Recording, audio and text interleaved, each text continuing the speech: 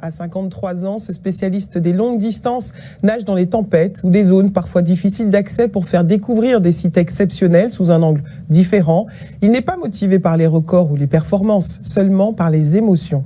Il s'entraîne dans les eaux de la Côte Sauvage près de Quiberon. Le reportage de Jeanne Gerbeau et Adrien Nos. Le quotidien de Stéphane Croze est une succession de petites aventures, de défis contre lui-même.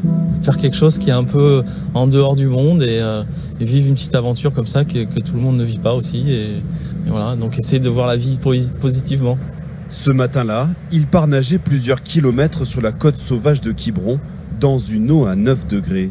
Il y en a certains qui font leur footing tous les jours. Moi, c'est quasiment, je passe, voilà, c'est mon footing à moi, mais je le fais dans l'eau.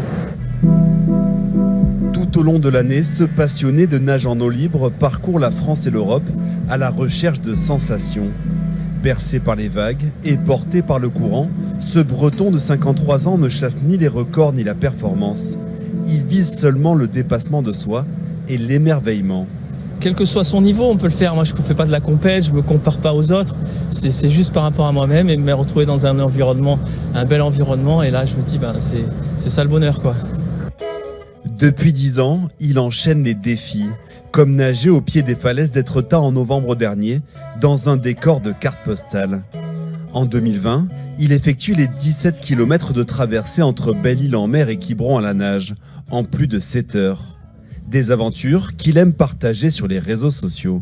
Il y a des gens qui m'envoient des messages qui ne peuvent pas faire des choses, qui sont chez eux et qui finalement, au travers des images, prennent du plaisir à regarder. Et d'autres que ça inspire et disent moi aussi j'ai envie de me faire mes propres défis.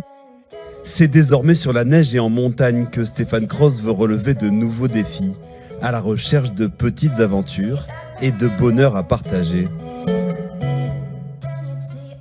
Voilà, c'est la fin de cette édition. Merci à tous de votre fidélité. Tout de suite, scène de ménage, puis le film La Première Étoile.